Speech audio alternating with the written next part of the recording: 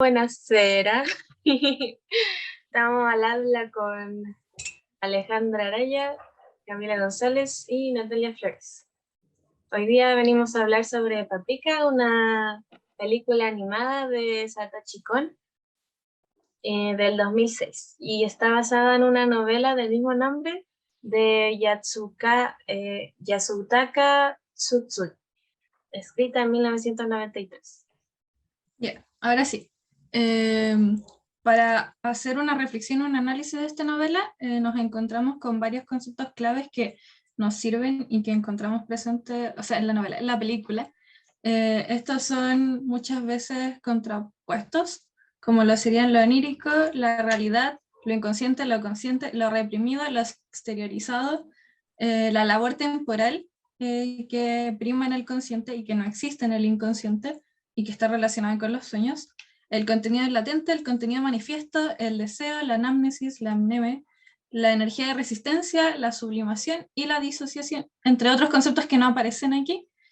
Para ello vamos a mostrar algunos frames de escenas que utilizaremos para ir hablando e ir desenvolviendo cada concepto y cómo se relaciona con la película. Ya, la primera escena se puede vincular con el concepto de sublimación, específicamente con estos 4 personajes masculinos, donde se puede interpretar a Paprika o a la doctora Chiva como un objeto de deseo, un objeto erótico.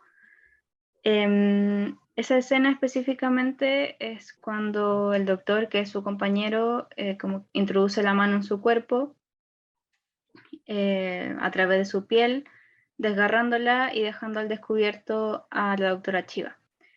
A través de eso se puede interpretar como ese deseo reprimido que tiene hacia ella, dejándolo al descubierto en este mundo onírico. Freud lo expresa, de hecho, específicamente en su texto, en donde señala lo siguiente: nadie ignora el desenfreno que la vida onírica muestra, especialmente en lo que a la sexualidad se refiere. Del mismo modo que el sujeto se contempla en sus sueños falto de todo pudor y todo sentimiento ético, ve a otras personas, incluso a las que más respeta, entregadas a actos que en su vida despierta se espantaría de asociar a ellas. Eso da cuenta que, como lo señalaba anteriormente, en el mundo onírico se da desenfreno a todas estas pulsiones, cosa que en la realidad no sería. Podemos ver eso. Dale. Que en la segunda escena que vemos ahí también pasa lo mismo, sobre el deseo sexual que tienen los personajes masculinos hacia Paprika. Hay una escena donde Paprika le dice al detective, como tanto en internet como en los sueños, la conciencia reprimida sale a flote. Y justamente en esa escena vemos el sueño de uno de los doctores hacia Paprika y da cuenta su deseo sexual hacia ella, donde sale volando, creo, como hacia el aire y explota con una cara como de placer. Respecto a la misma frase de la que mencionaba Cami, este es el presidente de la compañía en la que trabajan. La película trata sobre un dispositivo para ver los sueños y estos dispositivos todavía no están perfeccionados y son robados los pocos que existen y ponen en riesgo a las personas porque a través de ellos, incluso sin tenerlos puestos, las personas que ya han sido como objetos de prueba, sujetos de prueba, se ven en la posibilidad de caer bajo el control de quien los tenga. Este es el presidente de esa compañía y nadie espera que él actúe de mala manera. Sin embargo, en este frame de la película, en esta escena en específico, que es la misma que esta, es la continuación, vemos cómo es en verdad este doctor, o al menos cómo se nos presenta de otra manera en el mundo onírico, y en ese caso hace sentido la frase final que decía Camila, de ver a personas que respetamos muchísimo hacer cosas que no creeríamos de las que son capaces. Sucede lo mismo con este otro personaje, y en verdad con todos los personajes masculinos. Probablemente la doctora no pensaba que eran capaces de verla de esa manera, pero a la hora de ella estar presente en sus sueños a través de su alter ego, que es Paprika, se da cuenta de que al menos en el mundo onírico ellos sí son capaces de tratarla de distinta forma, no con el mismo respeto que la tratan siempre.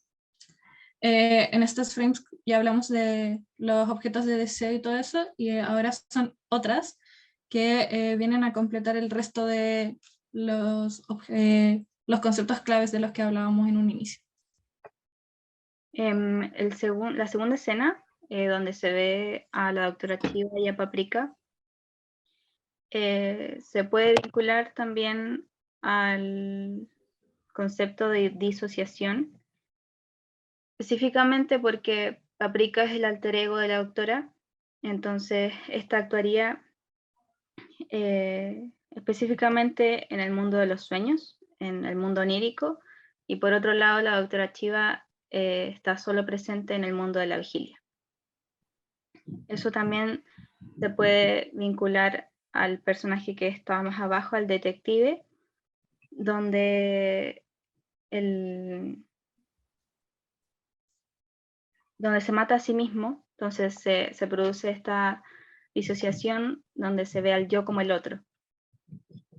Es como una especie de suicidio. Tiene estas como visiones, estos sueños repetitivos en donde ve su rostro constantemente. Esto le da como pequeñas señales, indicios, como de los traumas o lo que lleva a cabo al final, y que al final después lo puede solucionar. También tiene que ver con lo que hablábamos en clase sobre la alienación de Lacan. En el momento en que el sujeto, o sea, el detective, se reconoce, se desconoce y pasa a ser objetivizado. Que tantas caras en cuerpos ajenos, como que ya no puedes ser capaz de reconocerse a sí mismo en ellos. Otra cosa que señala Freud es que se puede también ver en el ejemplo del detective, que todas estas señales que él presenta recurrentemente a lo largo de la película son como pequeñas cosas que después en su conjunto se puede entender como un todo. O sea, no son los grandes momentos los que marcan los sueños del detective, sino son como estos detalles secundarios que existen en su vida.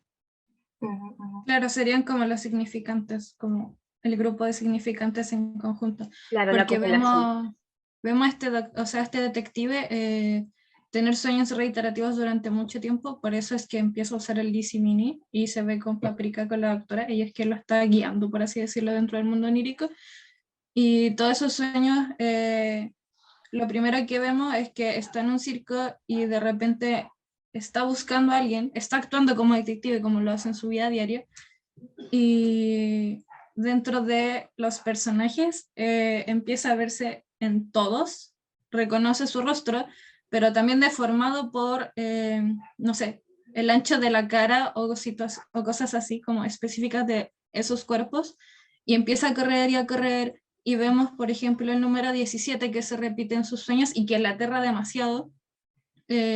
Y después, al final de la película, esas cosas empiezan a tener sentido y tienen que ver con algo que él tenía reprimido hace mucho tiempo, y que a partir de estos sueños reiterativos y de como la visualización de estos mismos, es que él puede darse cuenta de qué era lo que tenía reprimido y cómo resolverlo. Sí. Hablamos... Dale. Es que según Freud, los sueños tienen el contenido manifiesto y el latente. Y dentro de este sueño del detective que vemos a lo largo de toda la película, tiene muchos símbolos que son los significados latentes. Esto quiere decir que son como las ideas plásticas y concretas del sueño que están condensadas y censuradas, porque son muy reprimidas en su ser, son un trauma que son muy censurados, y por eso tiene que usar el dispositivo para saber a qué se refiere el sueño. Respecto al inicio hablábamos sobre lo onírico y la realidad, es porque en esta película se nos muestra constantemente cambios de planos. Al final no queda necesariamente muy claro en cuál estamos observando las situaciones. Estos cambios de plano nos los muestra el director a través de al menos 2 elementos. Uno sería una pieza sonora específica y el otro es la aparición de las mariposas, que como usted supongo sabrá, están ligadas a la psicología y a la psique. Son mariposas azules que en un inicio nos indican los quiebres entre planos, pero también después notamos que este elemento, que es una muñeca de aquí, también forma parte del mundo onírico, pues se ve en todos los sueños. Vale decir que en la película vemos una mezcla de sueños de personas, que es lo que ha provocado el mal uso del DC Mini, que es confluir varios mundos oníricos a la vez y juntarlos, entonces las cosas empiezan a tener menos sentido. En esta escena de arriba creíamos estar en un plano de la realidad, porque ambos doctores estaban yendo hacia un espacio determinado luego de descubrir algo, para no tener spoilers, y sucede que aparece esta muñeca que solamente aparece en los sueños desde el inicio. Entonces ella empieza como a destruir el puente por el que ellos estaban pasando, y después vemos nuevamente el mundo onírico presente con unas escenas muy maximalistas que tienen ranas, tienen música, tienen teléfonos, y en estas escenas además, vale decir, el director aprovecha de hacer ciertas críticas a la sociedad actual de ese año, con elementos también actuales de ese tiempo, y vemos este quiebre de nuevo y toda esta confusión que podrían provocar los sueños en una persona son maximalizados a la hora de juntar muchos mundos oníricos. No sé si tienen algo más que agregar de estas escenas. ¿No? Yeah. Esta película tiene un montón de escenas, a pesar de durar 1 hora y media, que vale la pena analizar, pero debido al tiempo hemos decidido quedarnos con esas que creemos que engloban estos conceptos muy bien. Y al respecto, también encontramos esta cita del director Abbas Kiarostami, que la entregó en 1995 en un cine, y dice así: cuando revelamos un mundo cinematográfico a los miembros de una audiencia, cada uno de ellos puede aprender a crear su propio mundo a través de la riqueza de su propia experiencia.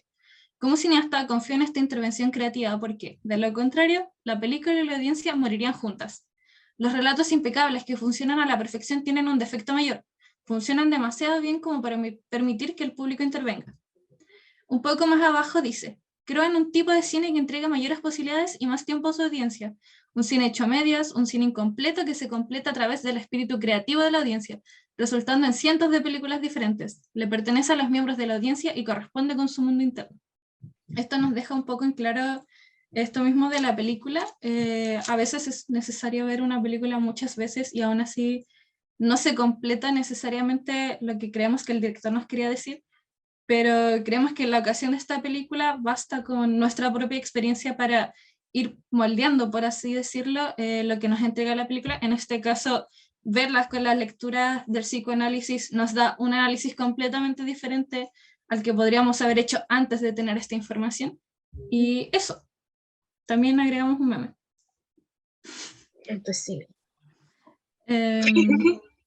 También, ya para finalizar, estos fueron los textos consultados y dónde encontrarlos, la fecha de publicación y todo eso.